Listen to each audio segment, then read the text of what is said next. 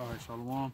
First and foremost, I'd like to give all praises unto Yahweh, Ba'ashem Yahweh Shai, Ba'ashem Chakudash, that honors unto the apostles and elders of Great Millstone, and to the brothers sincerely pushing this word, Shalom to you as well.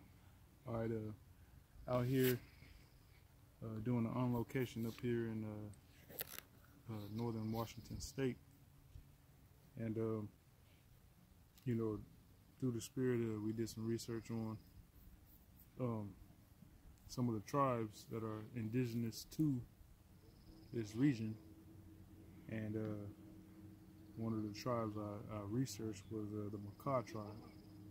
Okay, so these are just a couple facts dealing with that tribe, and they actually in relation to the location in which we're at, this is actually Crescent Lake. And the Makah tribe actually pretty much lived in the northwesternmost region of this state. All right. So the word Makah itself means generous with food. All right. It says most northwestern part of America is where you know they lived. They were sea people that traveled in cedarwood canoes. The tribe lived in Nia Bay and Ozette, and the word Ozette means the Native American potato, all right, because you had the Spanish that came to this region and actually lived for a period of time up amongst those Gadites, all right. And they brought the Spanish potato, and they were here for only a short period of time, and after a winter or two they left because they couldn't deal with the conditions up here, all right. But they left behind the Spanish potato, so that the Spanish potato, which is native to this region as far as America is concerned, is different than any other potato that you will find in the rest of the United States. Okay, but continuing on, it says they hunted food such as halibut, salmon, seal, lean cod, and whale, which whale is not a seal, and whale is not foods that's lawful to eat. Okay, so that's a region in which you know they were going off. So a quick scripture. This is Leviticus chapter 13, or excuse me, chapter 11, and I'll start at verse 9. It says, "These shall ye eat of all that are in the waters, whatsoever hath fins and scales in the waters, in the seas, and in the rivers, them shall ye eat." So according to the scriptures, you're only supposed to eat things that come from the waters that have fins and scales. All right, and you know, these Edomites think they're slick being nosy. All right, like we don't know what they're doing, but it's all good. They don't belong here anyways. But so to go out and hunt down seals and whales is you know, you ain't supposed to be doing that, man. So Gad was going off with that. And another thing too, they used to use the oil from the seal fat, and just saturate it in a lot of their foods, man, which they held as a delicacy. You know, that was like a prized possession for them. You know, so just showing you that even as the scriptures say. Matter of fact, let me grab this real quick. In Second Ezra.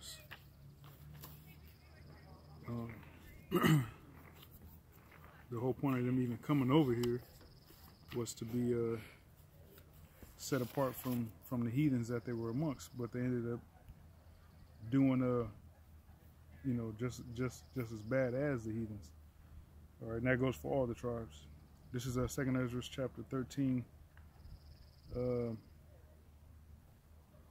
verse 41. I started verse 40.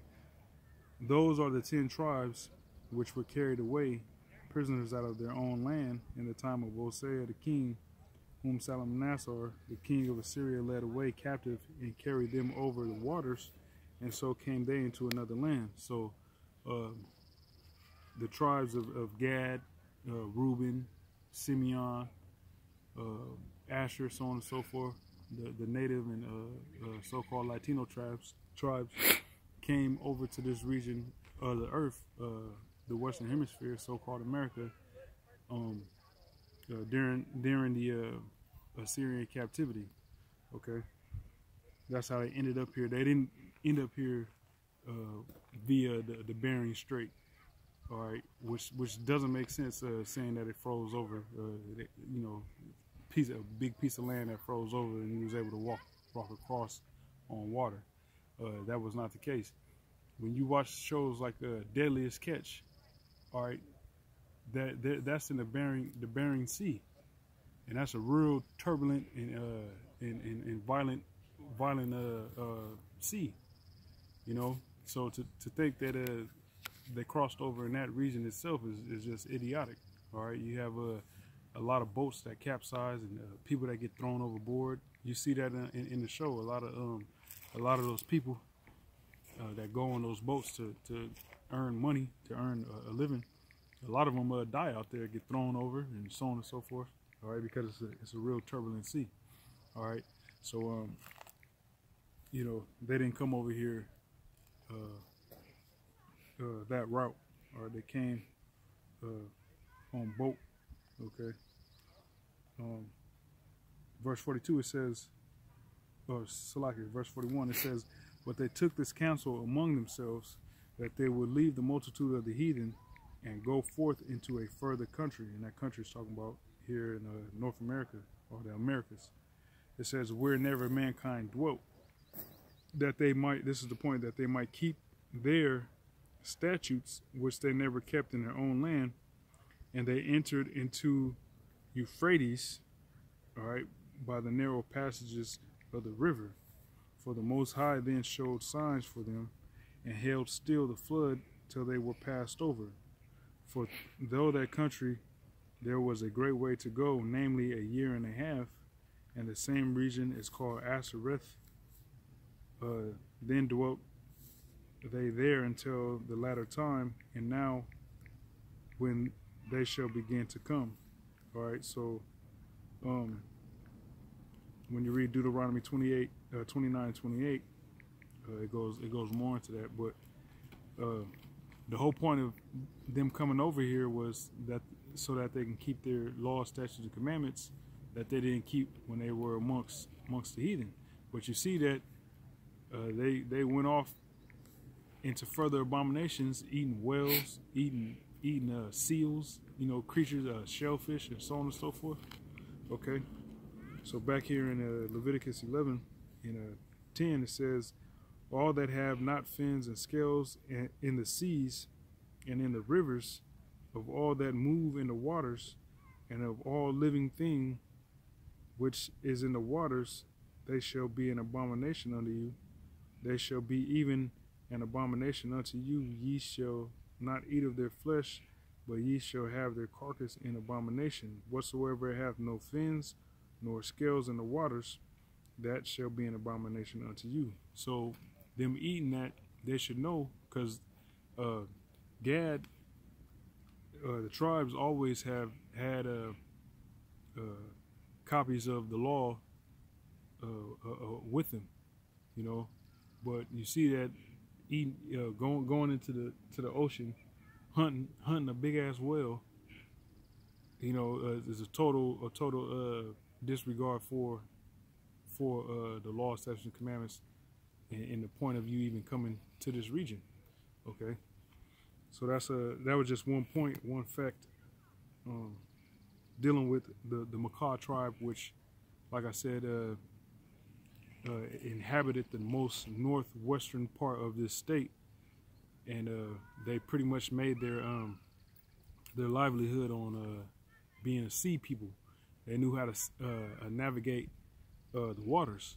All right, now this is just one one lake. This is a landlocked lake. This lake we're currently looking at. You know, if you want to pan around and just show the vastness of it.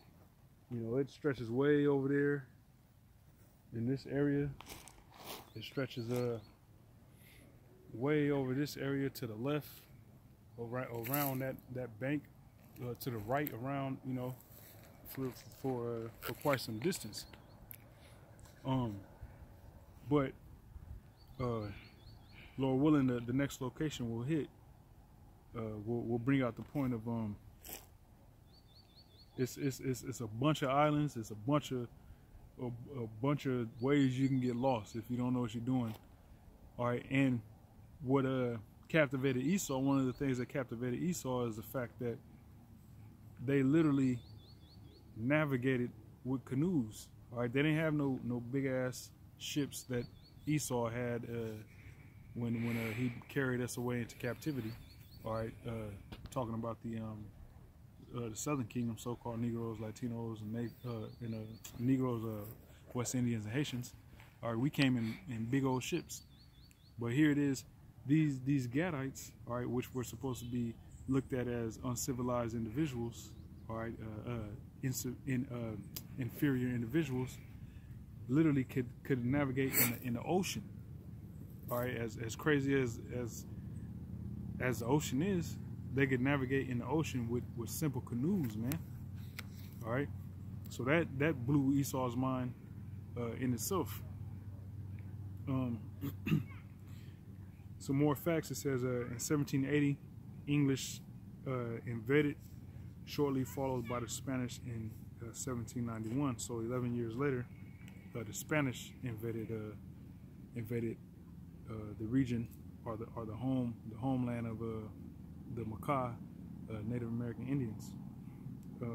It says the Spanish took over land, certain parts of the land, and they built a fort and planted a garden. The Spanish ships were no good in winter. After a few years they left.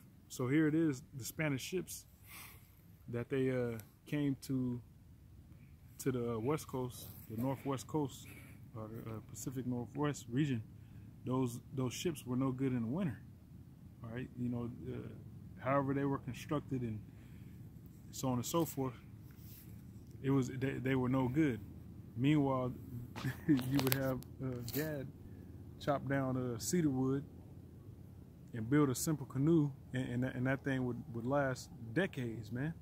All right, showing you that the so-called white man is not civilization did not start with Esau. Okay, simplicity is key, man. You know, a simple life. Esau has all these technological and as apostles been going into quantum leaps in their technology, but it's serving no purpose. It's destroying the earth. But one thing I want to point out too, if you can get how clear this water is, you know, I hope it does some justice. But as far as we can see, when you look out there, you can literally see the rocks in the bottom of the water, man. You know, and that's not common. That's not common in America, man. You know, a lot of places that brothers go, we go up here, it'll all be polluted. You know, but even though this place is tampered, has been tampered by Esau, you know, it's only been to a certain degree. All right, the earth is supposed to look. This water is supposed to be a lot more clear than this, but this is a lot more clear than you know, what we've experienced in our lifetime, man. So imagine what Gad had this place looking like. Okay. So that, you know, those are just a couple facts. Lord willing, when we get to the next destination, I'll bring out some more facts and some more scriptures. So hopefully that's edifying. Till next time, shalom.